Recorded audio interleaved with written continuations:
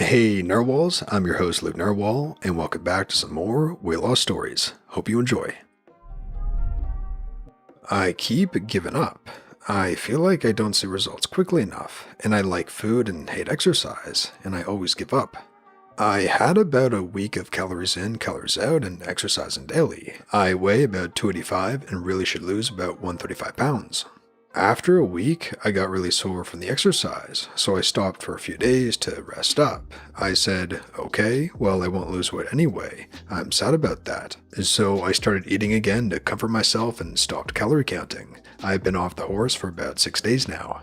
I am gonna get started again after these 6 days. I ate fast food. I didn't exercise. I didn't count. It's time to start again.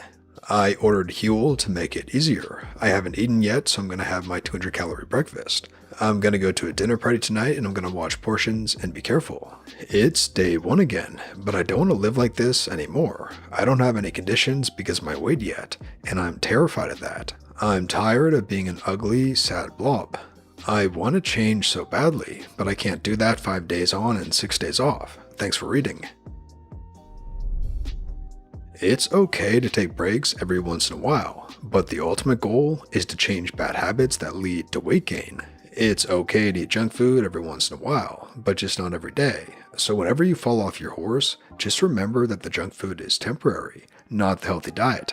As for exercise, mild muscle pain is normal. It means that your muscles are growing. It only hurts in the beginning because your body's not used to the activity. After the first week, it should hurt less and your coordination and reps will get better. Alternatively, consider trying a different exercise plan to make sure you're not exercising above your level. However, if you feel the type of pain that you know is wrong, definitely stop and see a doctor. You don't want to incur serious injuries. You can lose weight with just the diet. If you don't like the exercise you were doing, don't do it. I walk in place while watching TV or reading. I'm still doing the thing I want to be doing, but I'm getting in some movement at the same time. And I'm not busting a gut doing something that makes me miserable. Try to find some type of activity that you don't hate. Surely there's something out there that you wouldn't mind doing. It doesn't have to be strenuous, you just need to be doing some kind of movement rather than just sitting around. If you find something you enjoy, it won't be a chore and you'll actually want to do it. You don't have to change everything all at once. That can get frustrating and is difficult to maintain. Pick one thing to start with and give yourself several weeks to master that. To start with, maybe it's calorie counting. You're going to stick with your calories. You're going to plan your meals and maintain a deficit. That's enough for now. And then maybe next month you start adding in a daily walk. You're going to stick to your deficit and walk 1 mile 5 days a week. And that's it. If you try to do it all at once, you set yourself up for failure because the changes are just too big. You eat an elephant 1 bite at a time. As far as exercise goes, I hear you. I used to hate exercise. I hated the feeling of being out of breath, hated sweating, and I hated getting sore. And I hated that I didn't really know what the heck I was doing. Like any worthwhile habit, you need to push through the discomfort to see how you really feel about it.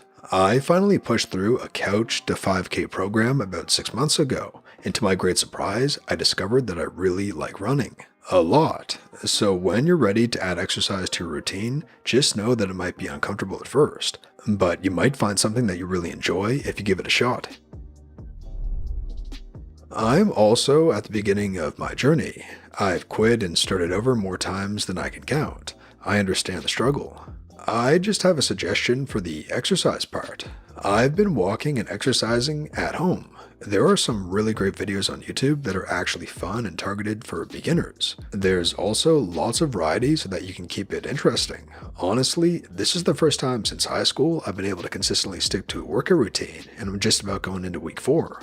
When you find something that works for you, you'll feel great and look forward to it most days. All the best on your journey. I'm rooting for you. You know, I had to go through a bout of severe depression to really hate myself and my situation enough to inspire real dedication to weight loss. It changed my perspective on food and exercise in general. Now, I am not saying to go find some way to make yourself depressed or start hating yourself. I wouldn't wish that on anybody. I bring it up because it reminded me of something this financial guy Dave Ramsey says a lot on his show. Love him or hate him, he drops some nuggets of wisdom once in a while. And one of them is, When you're sick and tired of being sick and tired, you'll stick to the plan. Now, he's talking about his plan to get out of debt, but the sentiment applies linearly to weight loss as well. For me, it took depression and a desperate need to change my life before I dropped dead. And I finally understood what he meant. I got sick and tired of being sick and tired, so I'm in it for the long haul. You need to find some way to want to lose weight more than you want to eat that donut or not go for that walk. If you don't want a healthier, happier lifestyle more than you want that pizza, then you're not going to have it. It's that simple. Don't give up.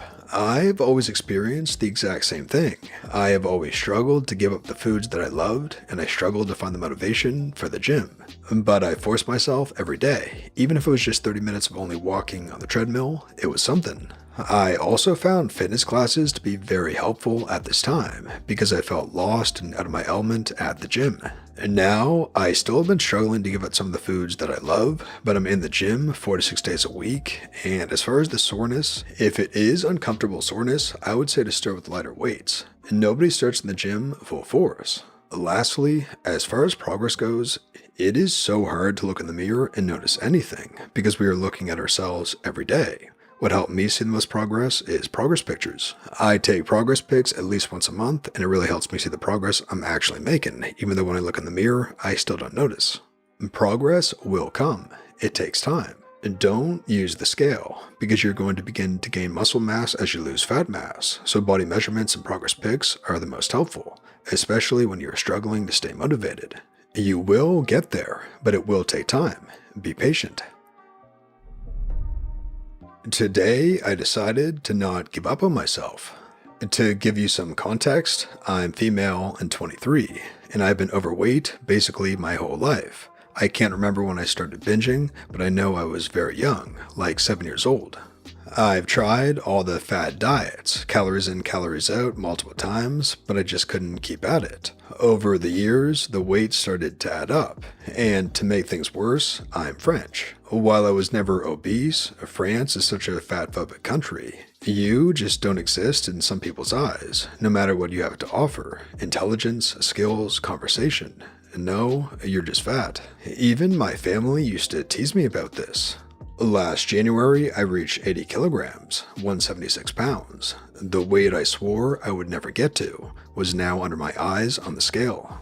I immediately downloaded MyFitnessPal and started Seco. And this time was going to be different because I decided to forgive myself and to stop starving myself because you deserve it, you cow. And so I lost weight, slowly but surely, more than 11 kilograms, or 25 pounds if you prefer. I'm not to my goal weight yet, but that's another story.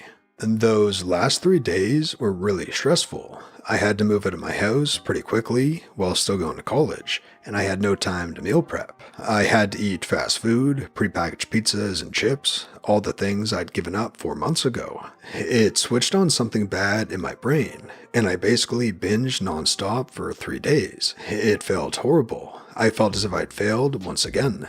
But I hadn't, even if I gained 1.5 kilos because of this binging episode. It felt really bad going on the scale this morning, I have to admit, but I'm glad I did it anyway. Yes, it is going to delay the moment I reach my goal weight, but is it worth throwing everything under the bus, months of progress, just for 3 little bad days?